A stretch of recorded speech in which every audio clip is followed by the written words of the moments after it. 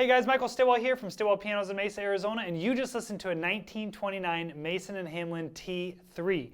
Now, if you've watched our videos before, you know that I love Mason & Hamlin. I have a Mason & Hamlin in my house. They are my favorite pianos. We sell a lot of Mason & Hamlins, but we usually start at Mason & Hamlin's like right at the size of an A, which is a 5'8". But that's just because that's what is like most common. These are 5'3".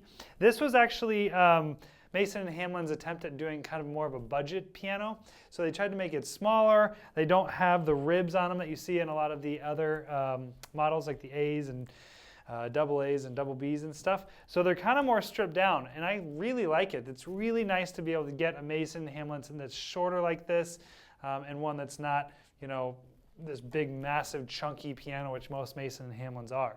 Now, this particular one came out of a family on the East Coast. It actually was in their family the whole time. This was a very dramatic removal of this piano. The people had to move into an assisted living place, and so we bought the piano from them, and it was a very dramatic, tears, crying, everything when the piano was being removed, because they had spent so much time with it and it had been such a big part of their family. It had been in the same family since 1929, so it has been passed down a bunch of times. They actually did do some rebuilding to the piano as well.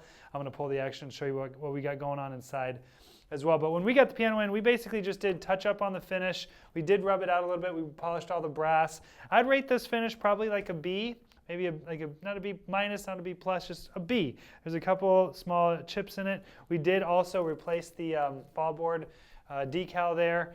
There wasn't one there, so we put one there, and it turned out really nice. The soundboard has been shimmed in the past, and it's been filled, so there was separations that have been filled. They also replaced all the damper felts as well. So I'm going to go around to the front. I'll pull the action and show you what we got going on inside. All right, now that I got the action out, you can see, first of all the hammer shanks and flanges are new. So they've replaced all of these. These are your hammer, shank, flange, and these have all been replaced. These hammers look like Ronsons because they are this kind of mahogany core, and they have the red felt, and they're T-stapled, which makes me think that they're Ronsons. Now underneath here, these whippets have been rebuilt. So they replaced all the felt. They soda blasted them, replaced the felt, all the parts that move, and the center pins, and the rep spring right here. You can see there's a new string there. These back checks are obviously not original too. They've replaced those at some point. And those are in great shape as well.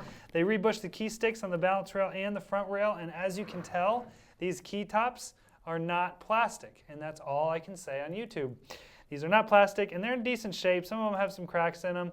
There was obviously probably a lot of chips at some point, and they sanded them down, so these are flush now, and it looks pretty good. But there are some of these that have some cracks, and that's pretty normal. But because it's not plastic, we're trying to save these because a lot of our customers want this feel of these key tops. So guys, if you have any questions about this particular piano or any other piano on our website, always feel free to shoot me an email at michael@stillwellpianos.com. Thanks for watching, guys.